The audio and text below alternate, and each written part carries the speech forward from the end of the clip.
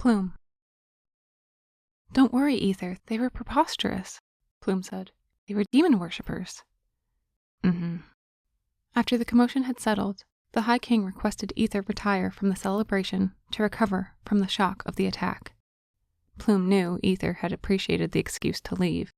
She joined him in his room after the ordeal, while Panite severed the budding rumors in the halls below them.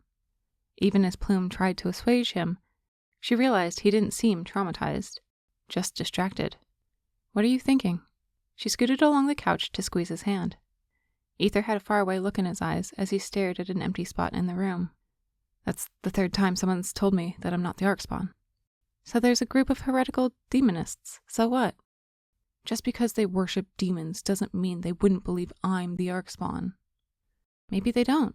Maybe they want to turn people against you. Maybe they're trying to shake your faith and sway your decision toward the side of the demons. You have the choice to ignore them. They could be trying to create public chaos. I was worried enough that the rumor would spread all over the castle after the first 2 times it happened. But now people will whisper about it all over the world. People who have begged me for blessings will believe I'm a fraud. They'll worry if they truly will be saved. There could be riots, toppling of statues, shrines burning, anarchy, who knows? He lends too much weight to his impression on people. Then again, after what I've seen this past week, perhaps those reactions would take place in some parts of the realm. The people of Hyeri would probably be relieved to learn that someone away from the High King's influence would be deciding whether to save their souls. But it's for the best not to mention that to Ether. And to worsen the matter, I failed to control my emotions while admonition spoke. That will just distress everyone even more. I'm sure the mages will gossip about what they witnessed. Plume didn't respond to that. What did you see? What did my wings look like? Reluctantly, she asked. Are you certain you wish to know? Yes. At first, they exploded in orange flames. When they calmed down, they looked draconian. Gnarled little claws lined the tops, and your wings' fingers looked like curled talons. What do my wings usually look like? Recently, your wings have been little more than nubs. Even then, they were unremarkable. That doesn't sound particularly Archspawn-y. You're right, nubs aren't the grandest of wings, but it's what they look like when you're focusing. You've studied wing theory, then. I know the basics. Is it weird to know what I'm feeling? Is it weird for you that I know? He mulled it over. Can't be helped. I still worry about public opinion. Panite will talk everyone down. Let him and admonition handle it. Everyone understands the potential implications if any of the rumors leak out. Again, if anyone believes them. I'm shocked that you're taking the assassination attempt in stride. It's not the first time. When people have tried to assassinate me before, it's during individual blessing sessions or when I'm delivering a sermon. I've lived through enough attempts in my life that I've become numb to the idea. Someone's always there to protect me. Plume frowned. What if I had been too late? No one else offered help. Ether would have been dead if I hadn't read the danger in his eyes. He would have been dead if he hadn't seen the arrow coming. That easily he could have died. And you're not worried about leaving for the crusade, where you wouldn't be surrounded by defensive mages. I know, I still want to go. If anything, I'm in just as much danger here as I would be out there. He won't change his mind. A knock came from the door. Yes, Ether answered. High King Panite requests the presence of Master Plume in his office. A messenger's voice called. I'll be right there, Plume shouted to the waiting messenger. To Ether, she asked, Are you going to be all right? I'm fine. I'll leave this with you then. She pulled out the little book, Scout, from her traditional outfit's deep pocket and handed it to Ether. I am going to put this straight on the bookshelf, but I will get to it immediately after the tome. With a curt nod, she rose from the couch. Whenever you get around to reading it, I hope you enjoy it. I'm certain I will. Thank you. You're welcome. I wonder how many people say that to him. I'll see you tomorrow? If Panite hasn't killed me first. He would never kill you, even if you did just declare to the realm that you were going to undertake a perilous journey. He wants you to be safe. It would defeat the purpose. Then I will see you tomorrow unless Panite has chained me to the castle. She rolled her eyes at him. Bye. Goodbye, Plume. She met the awaiting messenger. The servant, Parchment, had the duty. Are you both doing all right? Parchment asked as they rushed toward the High King's tower. Yes, just a little shaken. It was lucky you had magic to spare. I hardly used any sorcery in the audit. Mostly to direct the spells how I wanted them to interact with one another and how to alter their behavior. I'd never have guessed. I assumed everyone was trained, probably just like the demonists did. Unfortunately, I think you're right. I'd wager they were in the stands watching the mages exhaust themselves, Plume said. I wouldn't know. I was working during it. It was dull. Most mage categories aren't great for showmanship. Parchment gave her a mischievous side glance. I heard you were amazing. I might have tossed a few fireballs around, Plume smirked. If you'd like to see a demonstration sometime, I'll show you, and the other servants, if they missed it too. That's kind of you, Master Plume. Parchment looked touched by the offer. As they crossed a long hall, Crockett and Gable lumbered toward the impenetrable castle's exit for the last time with their belongings in tow. They glared at her. She held her head high and had a look in her eyes that read, "You did this to yourselves." Plume and Parchment passed the two men and climbed into the precariously perched High King's tower. The High King was operating in a lower office than usual, probably so he would have easier access to return to the festivities upon the conclusion of his work. Plume passed a room filled with 12 reigning nobles feverishly discussing Aether's future in a side room. Low Queen Serpentine glowered as Plume passed their gathering. Plume ignored her old monarch. When Plume entered the High King's smaller office, she sat across from him, and Panate gave Parchment the next message to deliver. "First and foremost, I want to thank you, Plume," the High King said, "for single-handedly saving our Archspawn." It was nothing. Nonsense.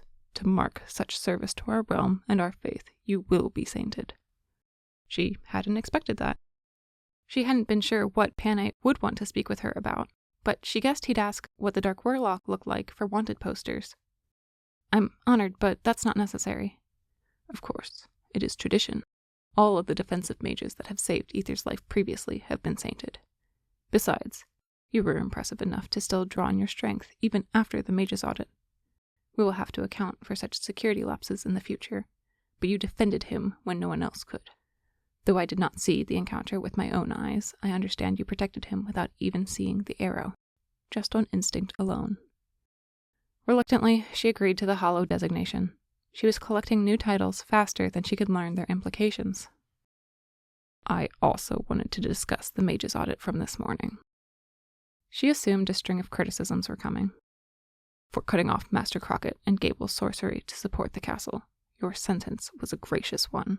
The first words out of Admonition's mouth were treason and prison." Death wasn't among them. The image of the dangling corpses of the dungeons flashed in her mind. The High King leaned into his desk, and the game of ethics she posed before him. "I did not consider it polite to mention such sentiments expressed by my High Vizier." "Capital punishment is acceptable, then, for those who disrupt the crusade efforts? Or otherwise?" "Your punishment is not death." She narrowed her eyes, but it was suggested as a possibility. "How would you discipline someone who killed the population of an entire city? The population of an entire kingdom? Would you put them in jail? Would you forgive them? What about someone who threatened to do so? Someone who risked it? Is it so unreasonable to jump to death as a punishment?" "The only ones to risk the lives of Khazarish citizens were Crockett and Gable. I never would have taken control of your tower and the cathedral if I wasn't certain that I could maintain their stability. But what makes our realm great and superior to that of the beasts of this world is that we rise above our primal urges, and we logically think through situations. Yes, if I believe someone risked the lives of an entire kingdom, then I would jail them. But if it is illegal to kill, then I would never sanction murder." She probably damned herself with her tirade. What else is new? "I agree with you. At least a punishment of jail or an equivalent. And I go so far to wager that I believe you, which is why I have not arrested you." Finally, she had the opportunity to ask the question that had been gnawing at her. It would be a risk, but she had to take it. She doubted she'd receive another chance. With a deep breath and clasped hands, she asked, "Why have you sanctioned death against those who have killed less than a city worth of people?" "Because of the circumstances." Plume waited for the king to explain himself. "I have full faith that you will learn and reform from your punishment. I have previously forgiven and released some of the worst members of the Vahantry because of that same reasoning. But the people killing our soldiers pose a threat not just to the individual armies, but to the morale of others, the likelihood of citizens enlisting, and the chances that we will succeed against the rogue Reiseglite in this conflict. They pose a threat to the faith of the realm, and that is the biggest danger of all. The faith? Of course. Imagine the realm is a tree. Each branch is a kingdom, each twig is a town, each leaf a person. Imagine that the xylem and phloem are our faith of angelism feeding everyone. Imagine the strength of faith in each person is the well-being of each leaf. If one leaf becomes diseased, what happens to the others? They, in turn, become diseased. It is best to cut the leaf from the tree to protect the rest.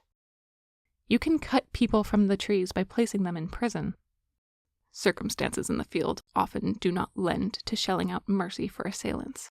Many do not have the luxury to take prisoners, the High King said. Besides, they might encourage the decay of others in prison who might be released to spread the decay further into the world. People are not leaves. They are sentient humans with morality. They will not decay without proper reason, and if they do, it is because we are failing them as a state. That is the problem with your metaphor, and all metaphors that liken people to inanimate objects.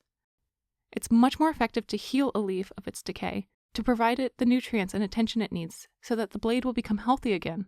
You explain and prove why the insurgents are wrong. Strength of faith is not born from a lack of dissent, but rather the presence of disagreement and the rise from it. Reason is more persuasive than revelation. I would remind you that mages are also not books.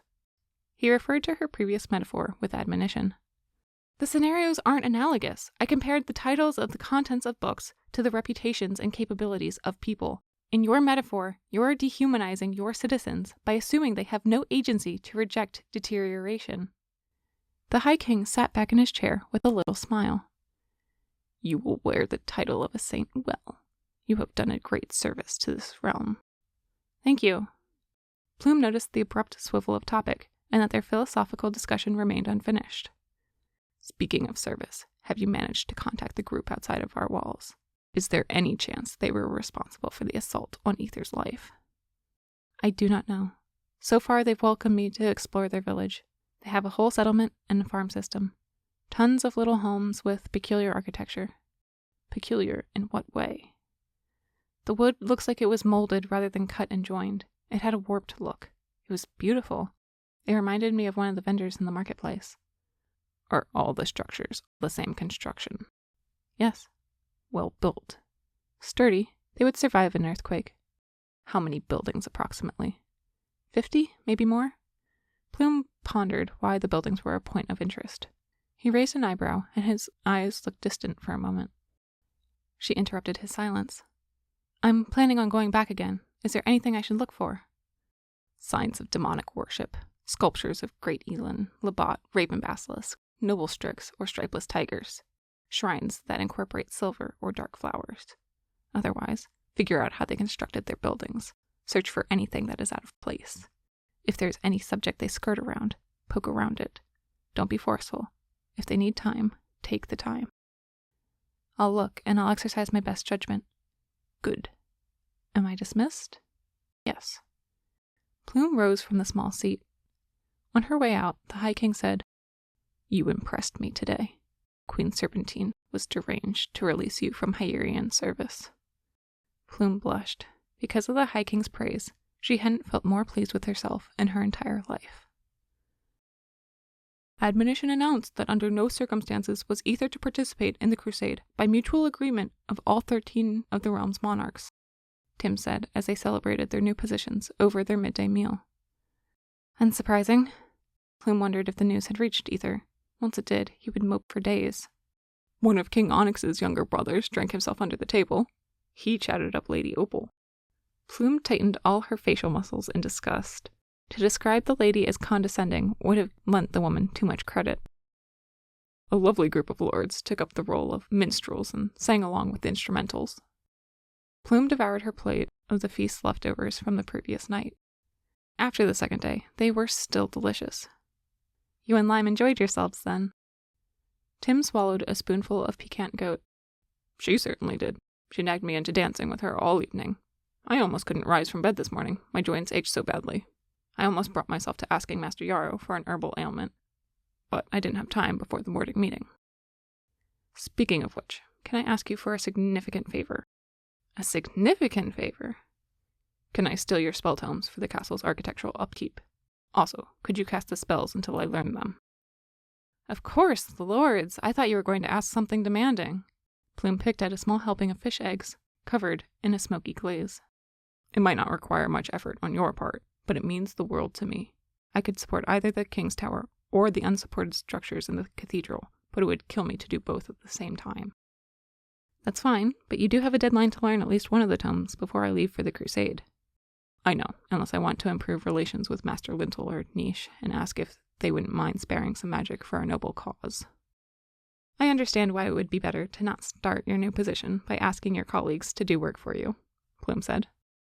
But I would be more than happy to ensure the castle remains standing, as always. Thank you. You've been a great friend. Tim stuck out his forearm. Plume grasped it. Same for you. Here, you are my first friend, and it made all the difference. Thank you for introducing me to Emeran. I wouldn't be where I am if you hadn't. It's my pleasure. You know what else, though? Tim said. You never taught me the fireballs. I will, I promise. I'm sorry I haven't had the chance. She would invite Parchment and the other servants to the lesson to watch the display of magic, too. We still have time. Plenty. Come in, Ether said. Plume opened the door to his room. Have you heard the news? She didn't want to upset him, but he smiled too broadly. News? About the monarch's decision. Oh, yes. High King Panite told me. He used the king's full title? He usually just calls him Panite. She didn't ponder it further. Are you okay? Fine. He lounged on his couch without care. What did the High King say? Plume approached the couch. He made me realize how impractical it would be. I wouldn't be suited for traveling on the road. I'd be under threat constantly without proper protection. I'm glad you saw reason. She reclined her hands against the couch's tufted arm. If he'd scooch over to the other side already, I'd sit next to him. Ether tilted his head and quirked a smile. I appreciate your concern for me. Of course. She settled for sitting on the edge of the arm. It was perplexing to see him this comfortable. You were still planning on going? His dispassionate gaze rested on her. Yes, please don't resent me. I can do better there. She wanted to reach out to him, but she could only reach his feet. He shrugged. I understand. I want you to go. That's uncharacteristic as well. I appreciate that you've reconsidered. At least it'll give you plenty of time to read, she said, trying to make sense of his reaction. I have much to catch up on. You'll have to let me know what you think of it. Certainly.